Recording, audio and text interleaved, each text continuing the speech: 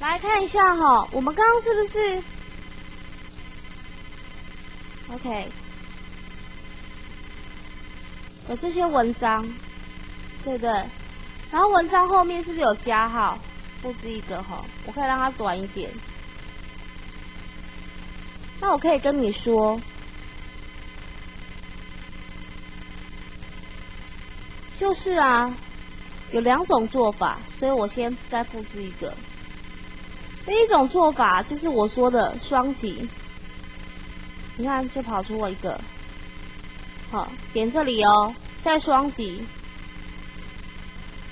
又跑出一个，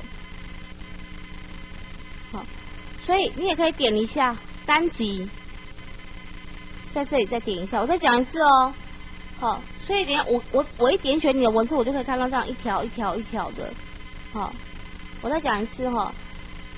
第一种方法，双击它，等一下，好，在这个加号这边双击，它就会跳出一个这个，还有加号，就代表后面还有文字，再双击。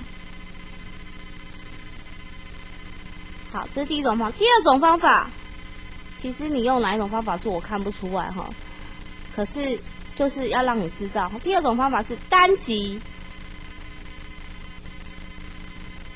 好，就是单击，然后在下面再点一下。好，那接下来呢？有些同学会说，它有时候有点不是那么好用。好，你看哦，我可以在这里先预设好我的文字框会出现在这里，甚至我把它排好。好，所以我可以在这里点一下。黑色箭头哈，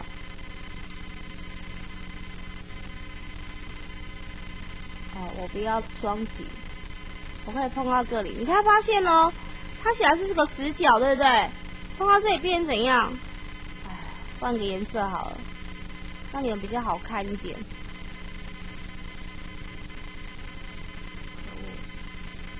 好，你看哦，碰到这里变成是括号。代表怎样，它就连进来了。好，所以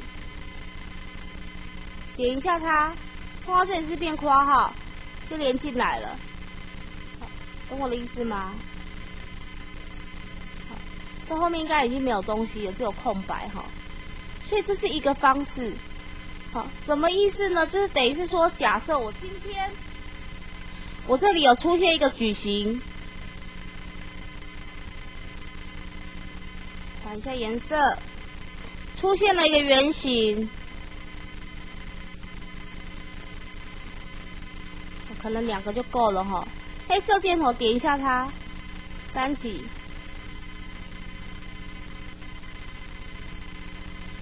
再点一下它，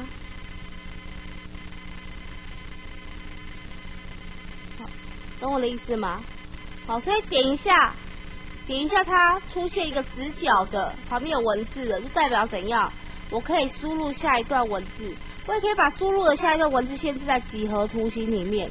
好，现在几何图形里面来试一下，画面还给各位。